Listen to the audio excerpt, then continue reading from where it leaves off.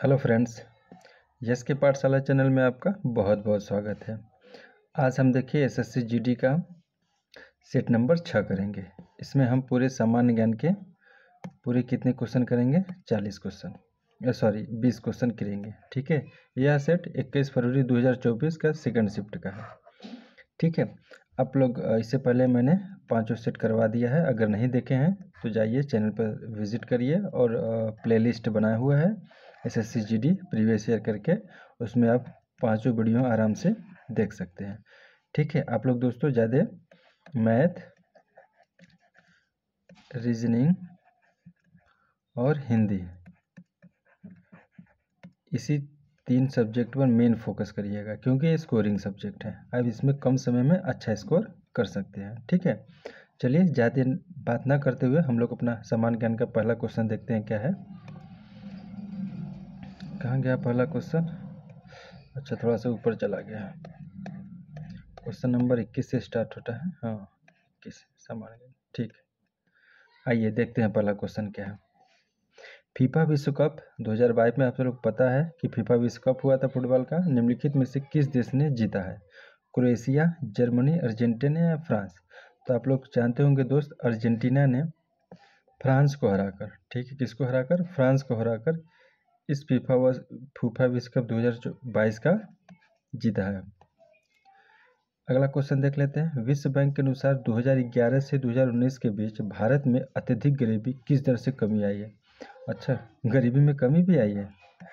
लगता तो नहीं है, फिर भी सरकार कह रही है तो रिपोर्ट में हम लोगों को मानना ही पड़ेगा।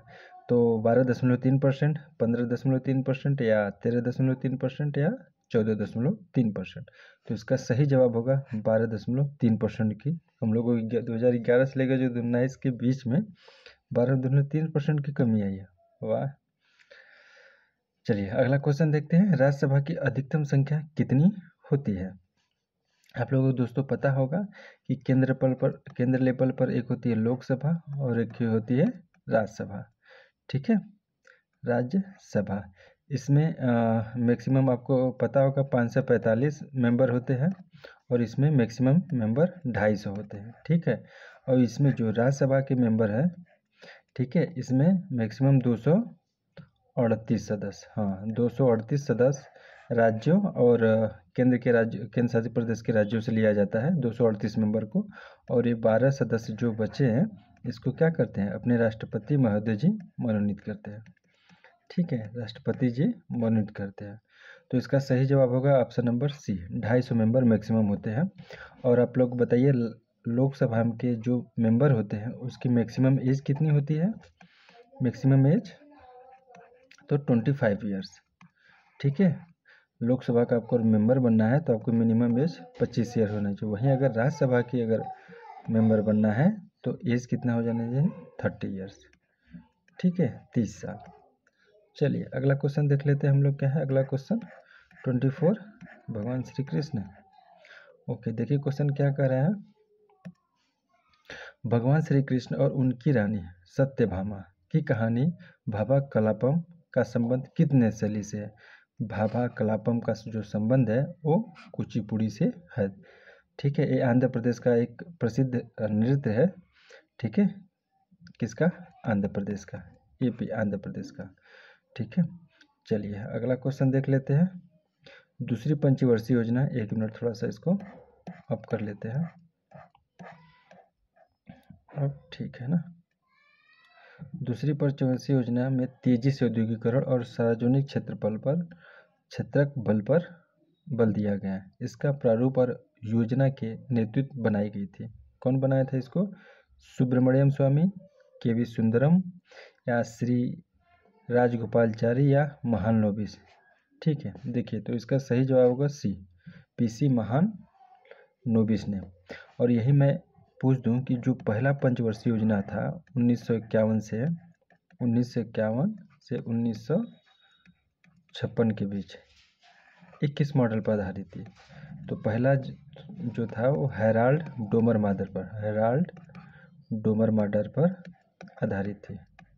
हेराल्ड डोमर मॉडल पर आधारित थी। और जो सेकंड था ये पीसी महालनोबिस मॉडल पर आधारित थी। ठीक है, तो हमको दूसरी पंचवर्षीय ने पूछा ही है, यानी इसमें 5 और जोड़ देंगे, यानी 61 से 66 तक। ठीक है, 61 से 66 तक, ये दूसरी पंचवर्षीय योजना है। चलिए अगला क्वेश्चन देख लेते हैं, क्या कह रहा है अगला क्वेश्चन। भारतीय संविधान के अनुसार निम्नलिखित में कौन सी परिस्थितियां के मौलिक अधिकार निलंबित किए जा सकते हैं।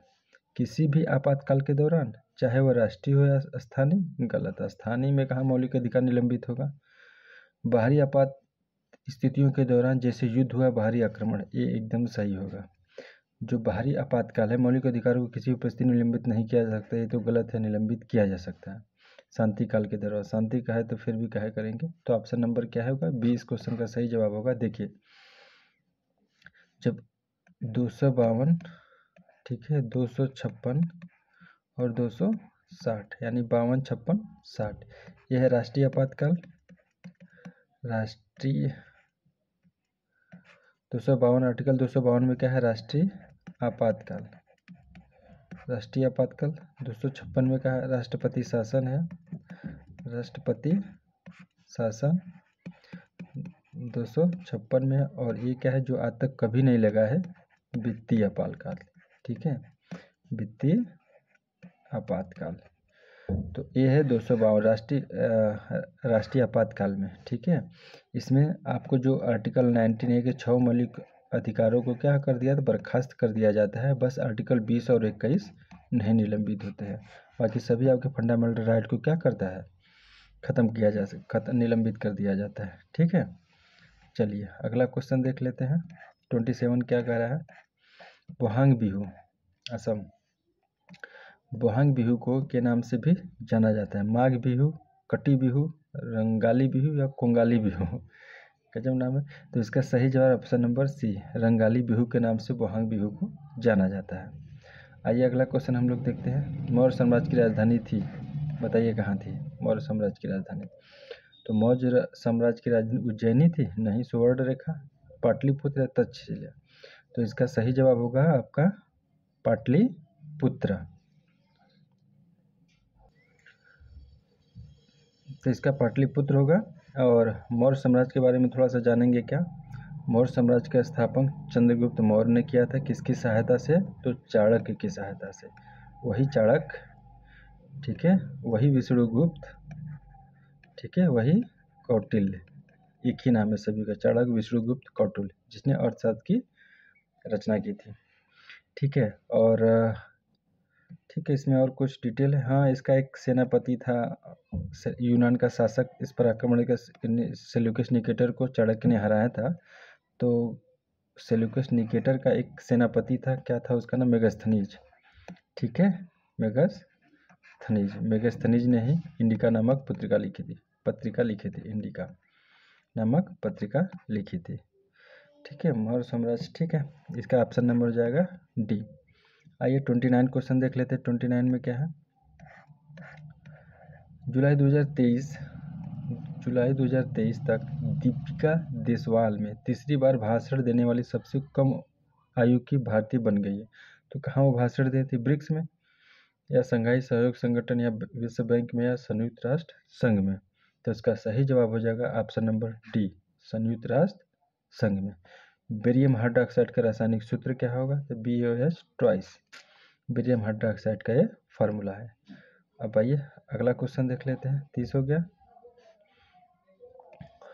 31, रणजीत सिंह गोल्ड कप का संबंध निम्नलिखित में से किस खेल से संबंधित है, क्रिकेट, पोलो, कबड्डी या हॉकी। तो इसका सही जवाब होगा ऑप्शन नंबर डी, हॉकी।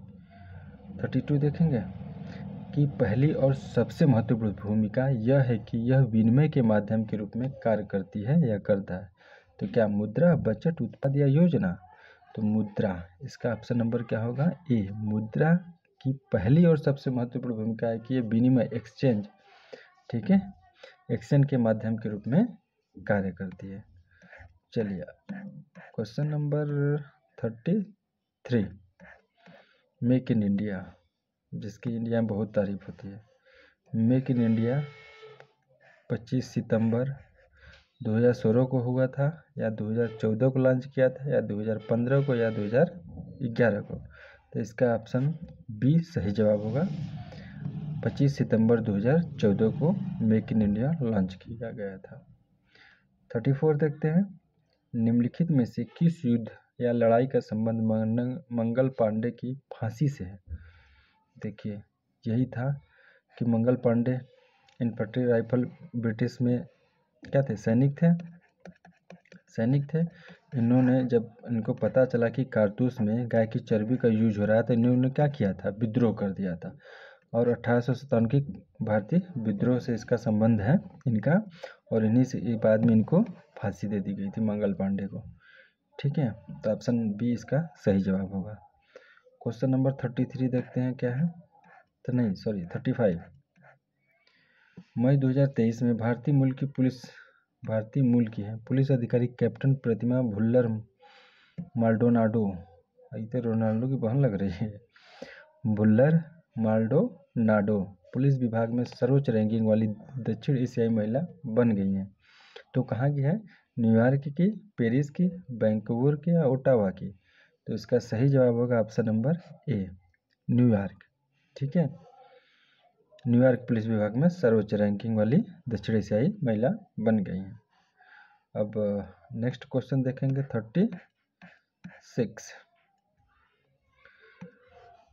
ये क्रिकेट शॉट है, इसमें आपको फिलअप करना है। एक क्रिकेट शॉट है जिसमें बल्लेबाज अपने बल्ले को, कौन कौन क्रिकेट खेलता है, लंबवत घुमाता है और गेंद को जमीन के अनुकूल दिशा में मारता है। गेंद को कवर ओवर मिड ऑफ के बीच मारा जाता है। तो इसको क्या कहते हैं, ऑफ ड्राइव या ऑन ड्राइव या फ्रंट फुट डिफेंस या स्ट्रेट ड्राइव। तो इसको कहते हैं of drive. Option number A इस क्वेश्चन का सही जवाब। अब चलिए क्वेश्चन नंबर 37 देखते हैं क्या है। निम्नलिखित में किसे भरतनाट्यम नृत्य शैली में उनके योगदान के लिए संगीत नाटक अकादमी द्वारा सम्मानित किया गया था। राधा श्रीधर को, अखम लक्ष्मी देवी को, सुरूपा सेन को या मौलिक शाह को। तो इसका सही जवाब होगा ऑप्शन नंबर ए है, राधा श्रीधर को। फिर देखिए क्या आया, फीफा विश्व कप 2022 की मेजबानी किस देश ने की थी।